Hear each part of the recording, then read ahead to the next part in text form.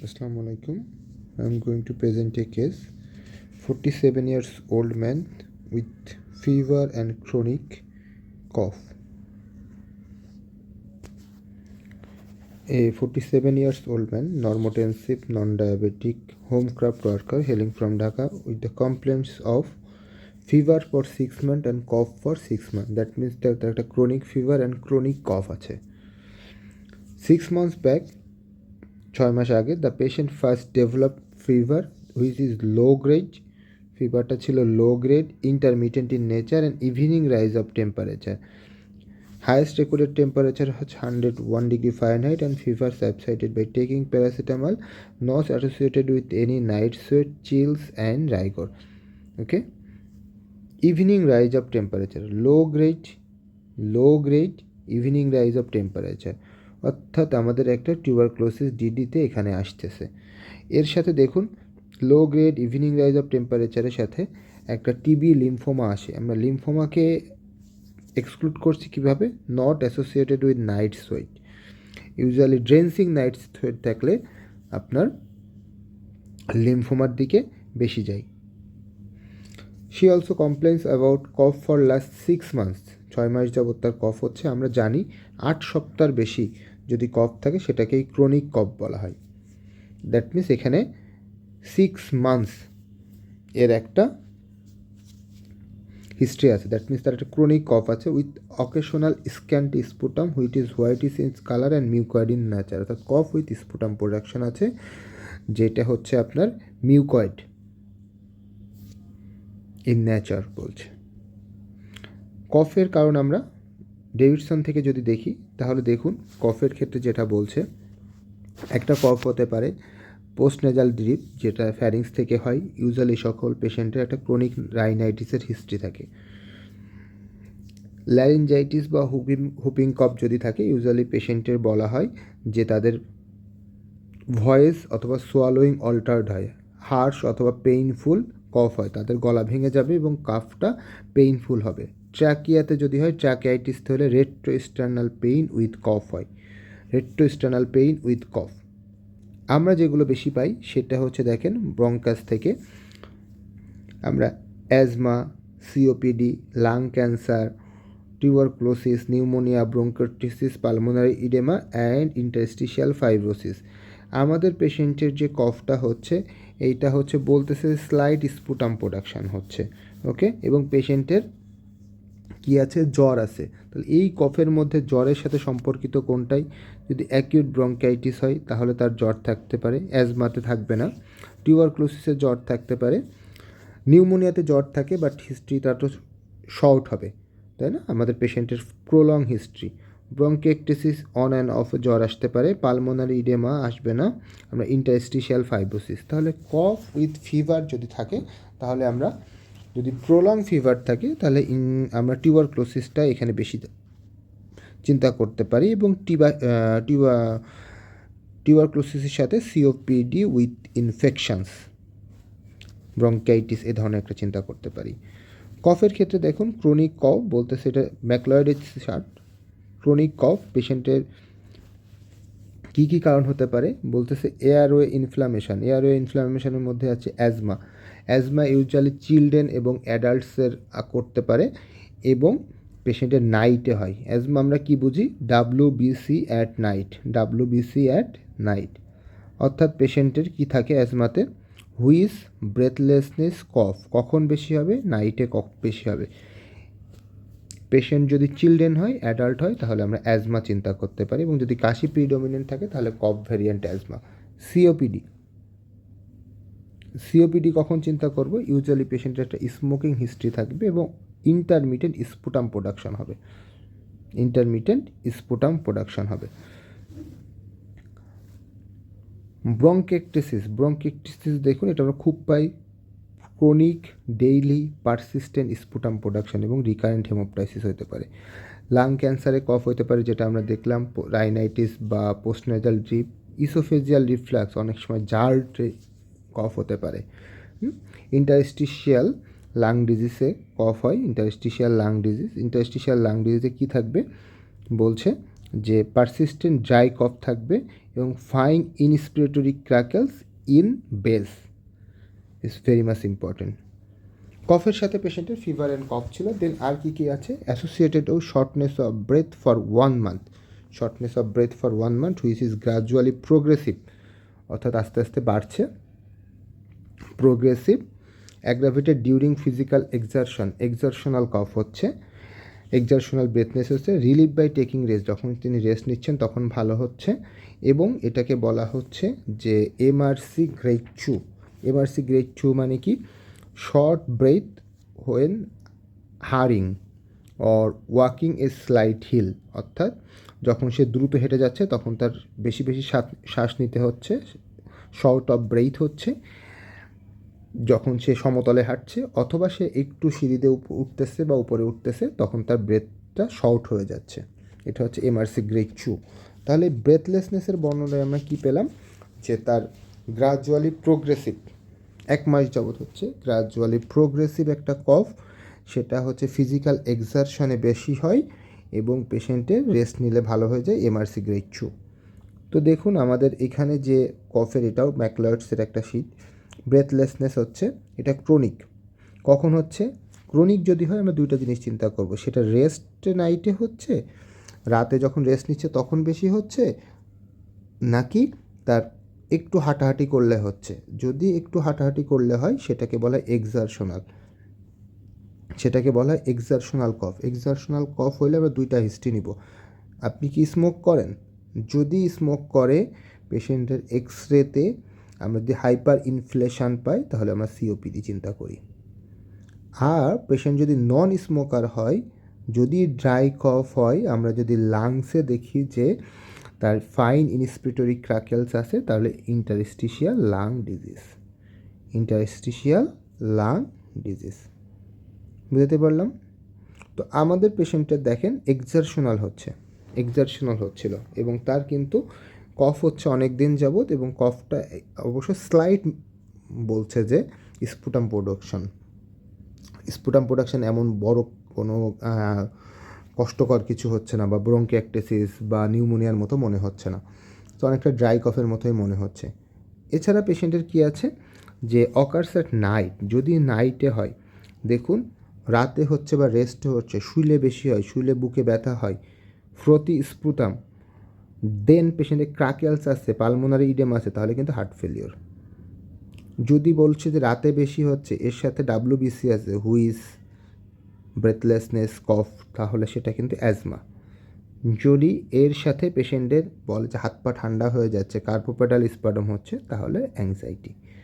তাহলে আমরা এখানে সিম্পলি মনে রাখি, ক্রনিক ব্রেথলেসনেস যদি হয়, সেটা রাতে যদি হয় তাহলে হার্ট ফেলিওর, অ্যাজমা, সাইকোজেনিক। আর যদি এক্সারশনাল হয়, সিওপিডি অথবা ইন্টারস্টিশিয়াল লাং ডিজিজ, সিওপিডি অথবা ইন্টারস্টিশিয়াল লাং ডিজিজ। আমরা অ্যাকিউটে আজ না যাই, অ্যাকিউটে আমরা অ্যাকিউটের ভিতরে যেটা আছে, অ্যাকিউটের ভিতরে আমরা যেটা চিন্তা করি, এখান থেকে একটু বলে রাখা যায়, সাব অ্যাকিউট যেটা হয় আর কি, অ্যাকিউট আর সাব অ্যাকিউট যদি ইনসিডিয়াস অনসেট হয়, এইটুকু আমাদের লাগবে। দেখুন পেশেন্টের ওয়েট লস এবং যদি কফ থাকে তাহলে কিন্তু ম্যালিগন্যান্সি। ওয়েট লস, কফ, এর সাথে আপনি ইউনিল্যাটারাল ডালনেস আছে, ক্লাবিং আছে। আর ওয়েট লস কফের সাথে যদি পেশেন্টের ক্রাকেলস অথবা নাইট সোয়েট থাকে তাহলে টিউবারক্লোসিস একটা পেশেন্টের। আর ইনসিডিয়াস অনসেট ওয়েট লস আছে, ব্রেথলেসনেসের সাথে যদি ড্রাই কফ থাকে, ফাইন ক্র্যাকেলস থাকে, তাহলে নিউ ইন্টারস্টিশিয়াল লাং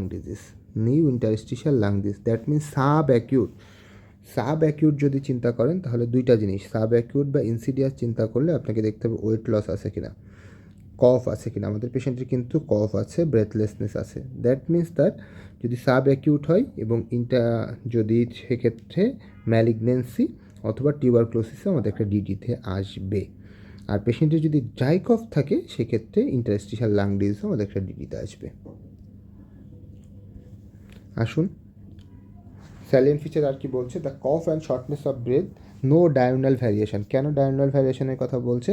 অ্যাজমা, সিওপিডিতে ইউজুয়ালি ডায়োনাল ভ্যারিয়েশন থাকে, তাহলে বোঝাচ্ছে যে পেশেন্টের কোনো অ্যাজমা, সিওপিডি নাই। অ্যাজমা অ্যান্ড সিওপিডি নাই। Not association with any orthopnoea, haemoptysis, paroxysmal dyspnea, that means আপনার হার্ট ফেলিওর নাই। Not aggravated by dust and occupational exposure, that means তার অ্যাজমা বা অ্যাটোপি নাই।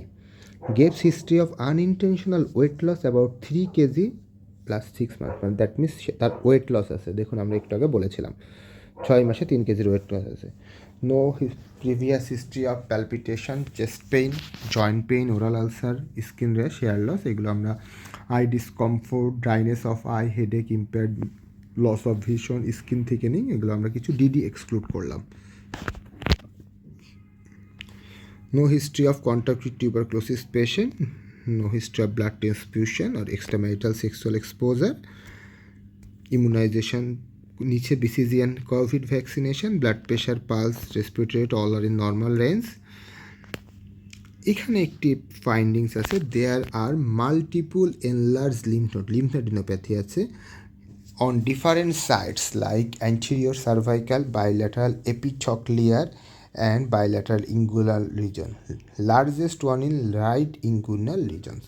লিম্ফ নোডগুলো কেমন? Non tender, firm consistency with firm in consistency, regular margin, free from underlying structure and overlying skin, no discharging sinus. Lymph নোডের একটা বর্ণনা দেওয়া আছে। Not anaemic, not icteric, clubbing, koilonychia, leukonychia are absent. Systemic investigation এক্সামিনেশনের মধ্যে breath sounds are vesicular, fine inspiratory crackles, পেশেন্টের আমরা crepitation পেয়েছি, lower zone in both side, does not altered on কফিং, does not altered on কফিং, that means ডিপিএলডি এর ভ্যারাইটির দিকে চলে যাচ্ছে। Bedside proteinuria negative, ফান্ডোস্কোপি normal. তো এই পেশেন্টের আমাদের কী কী আসলো আসলে দেখুন, 6 মাসের একটা জ্বর, 6 মাসের যাবৎ কাশি, generalise lymphadenopathy, 2 or more region involve করছে, ওয়েট লস, 1 মাসের যাবৎ তার শর্টনেস অফ ব্রেথ হচ্ছে, and bibasal crepitation. That means তার সিকোয়েন্সিয়াল আসেন, তো প্রথমে তার জ্বর আসছে, জ্বরের সাথে কাশি, ফিভার উইথ কফ, তাহলে প্রথম বক্স আমাদের ইম্পর্টেন্ট। তারপরে কী হলো? Sub acute onset of shortness of breadth, পেশেন্টের জেনারেলাইজ লিম্ফ্যাডেনোপ্যাথি আছে, ওয়েট লসের একটা হিস্ট্রি আছে, আপনি বাইভেজাল ক্রিপিটেশন পাচ্ছেন এক্সামিনেশনে।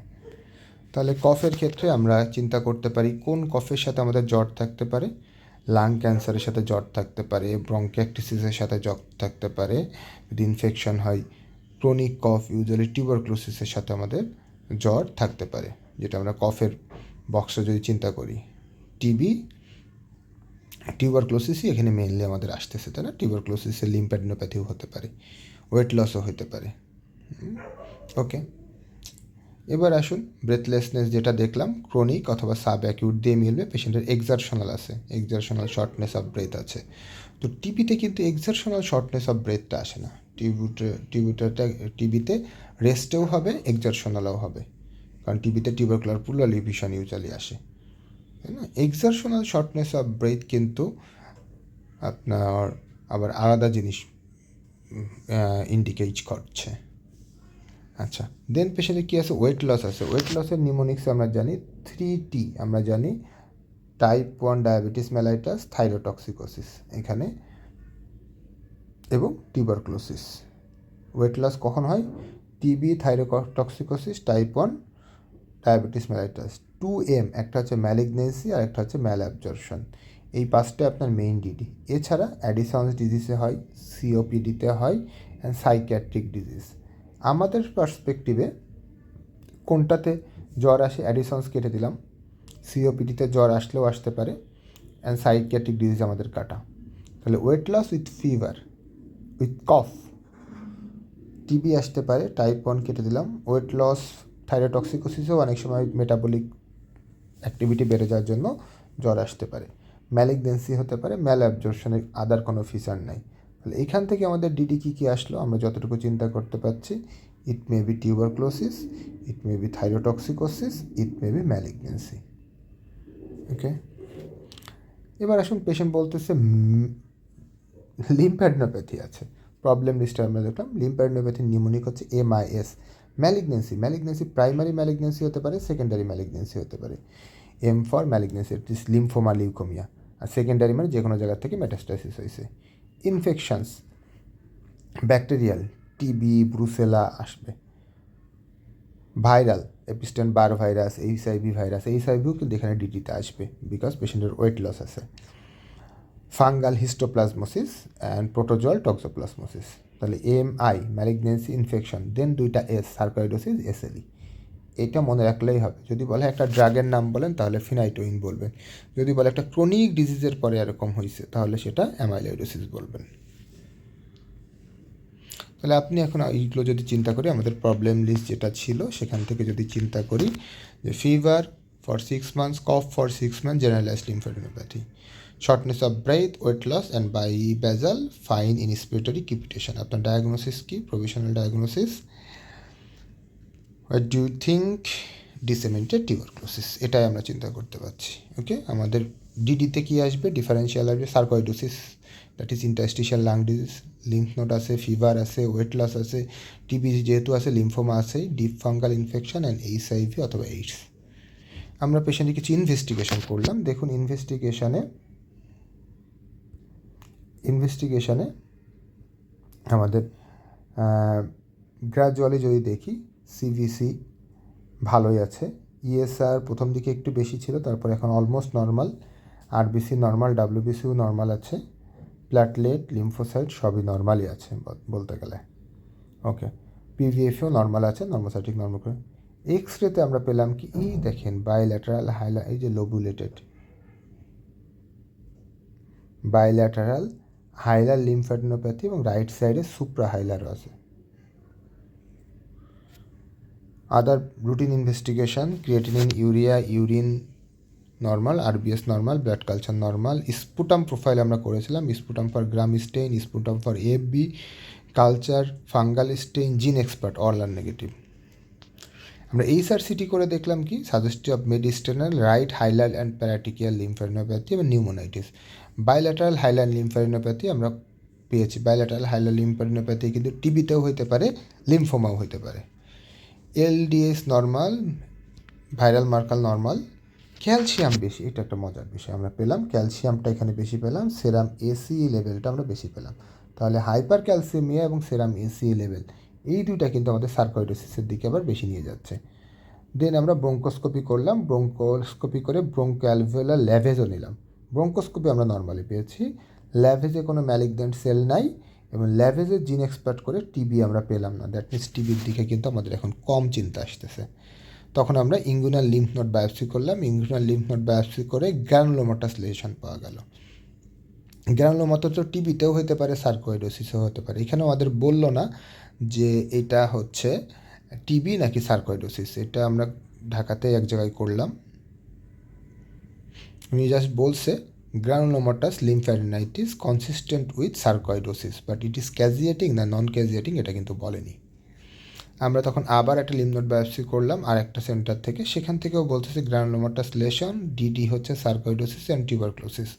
তো যেহেতু আমাদের পার্সপেক্টিভে ACE লেভেল বেশি পেয়েছিলাম, হাইপার ক্যালসিয়ামে বেশি পেয়েছিলাম এবং এটা আমরা নন ক্যাজিয়েটিং গ্রানুলোমা ধরেই সার্কয়েডোসিস লাইক ট্রিটমেন্ট শুরু করা হয়। তো আমাদের ফাইনাল ডায়াগনোসিস হচ্ছে সার্কয়েডোসিস।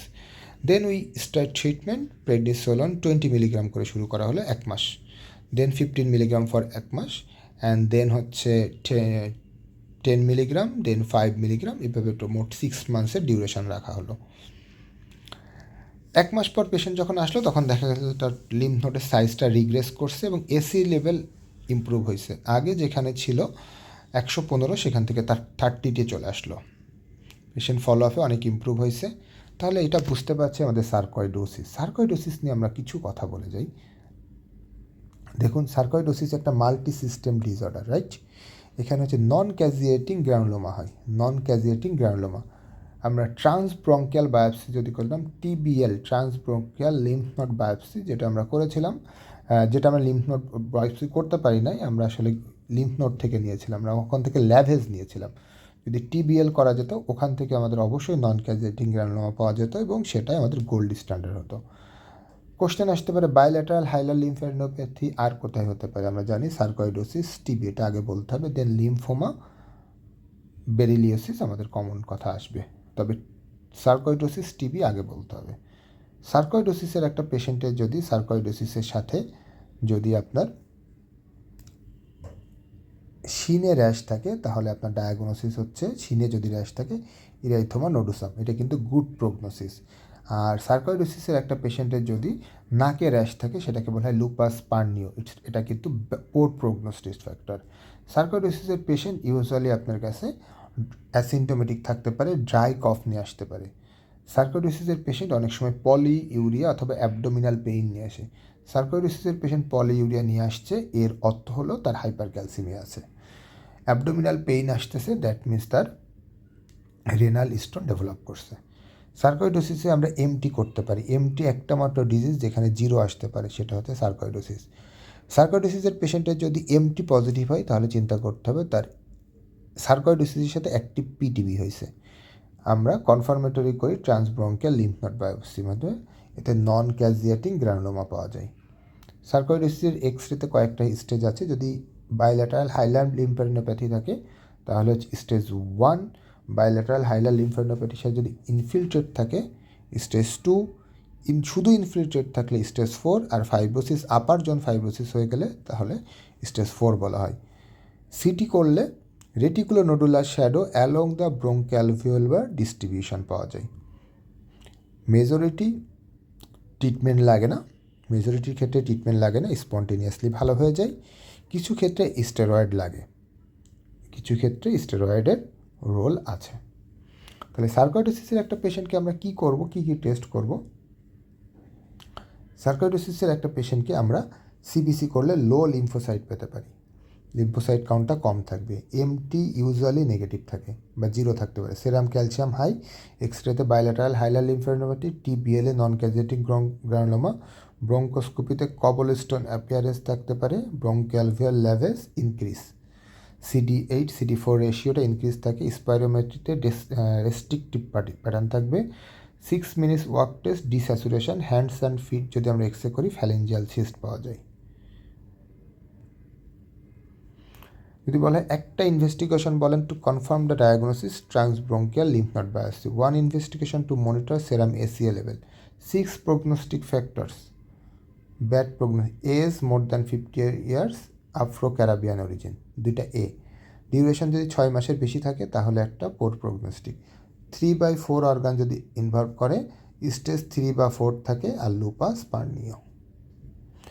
1 নন ফার্মাকোলজিক্যাল অ্যাডভাইস, অ্যাভয়েড সানলাইট। পেশেন্টের ট্রিটমেন্ট কী দেবো দেখেন, আমাদের অ্যাকিউট ইলনেসে NSAID বেড রেস্ট দিলেই হয়, আর সিভিয়ার ক্ষেত্রে আমরা শর্ট কোর্স অফ স্টেরয়েড দিতে পারি, কিন্তু পেশেন্টের ইউজুয়ালি স্পন্টেনিয়াস রিজলভ হয়ে যায়।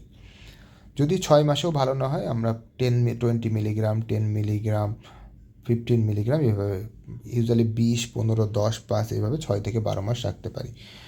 আমরা পেশেন্টকে সান এক্সপোজার অ্যাভয়েড করতে বলবো, ইউভাইটিস হলে টপিক্যাল স্টেরয়েড ইউজ করতে বলবো, অনেক সময় ইনহেলড গ্লুকোকর্টিকয়েড লাগে। সিভিয়ার কেসে MTX অ্যাজ আ হাইড্রক্সিক্লোরোকুইনের রোল আছে, অনেক সময় সিঙ্গেল লাং ট্রান্সপ্লান্টেশনেরও রোল আছে। কখন আমরা স্টেরয়েড দিব? সিপিআরইউ। যদি হাইপার ক্যালসিমিয়া থাকে, আমাদের পেশেন্টটাকে আমরা দিয়েছিলাম কারণ তার ক্যালসিয়াম লেভেল বেশি ছিল, পালমোনারি ইনভলভমেন্ট, দ্যাট ইজ তার বাইল্যাটারাল হাইলার লিম্ফ্যাডিনো ছিল, রেনাল ইনভলভমেন্ট নাই, ইউভাইটিস নাই, symptom more than 6 months without recovery, আমরা পেশেন্টটাকে দুইটা জিনিস ছিল দেখে দিয়েছিলাম, হাইপার ক্যালসিমিয়া এবং সিপি ছিল, pulmonary involvement. This is all about today's case. Thank you very much. তো আমি আর একটু জিনিস যেটা বলতে চাচ্ছি, দেখেন আমাদের ক্ষেত্রে আমরা বললাম লিম্ফোসাইট কাউন্ট লো, আমাদের পেশেন্টের ক্ষেত্রে কি লিম্ফোসাইট কাউন্ট কেমন ছিল এইটা আমরা একটু দেখতে পারি। দেখুন লিম্ফোসাইট কিন্তু অতটা বেশি 24, 27, 29 একটু লোয়ের দিকে আছে, লোয়ার মার্জিনে আছে। So for this reason it is সার্কয়েডোসিসের দিকেও ফেভার করতেছে। দ্যাট মিন্স আমাদের তাহলে আমরা মেইনলি বলতে যাচ্ছি একটা পেশেন্টের লং ডিউরেশন ফিভার, তার সাথে কফ, দেন শর্টনেস অফ ব্রেথ, লিম্ফ্যাডিনোপ্যাথি এবং ওয়েট লস, বাইবেজাল ক্রিপিটেশন, এই যদি বাইবেজাল ক্রিপিটেশন ছাড়া বাকি যদি সবগুলো ধরেন, fever, cough, lymphadenopathy, shortness of breath and weight loss, then এটা টিবির দিকে বেশি যায়। আর যদি শর্টনেস অফ ব্রেথ এবং বাইবেজাল ক্রিপিটেশন ধরেন, এটা কিন্তু সার্কোইডোসিসের দিকে বেশি দেয়। This is all about for today's case. Thank you very much. আসসালামু আলাইকুম।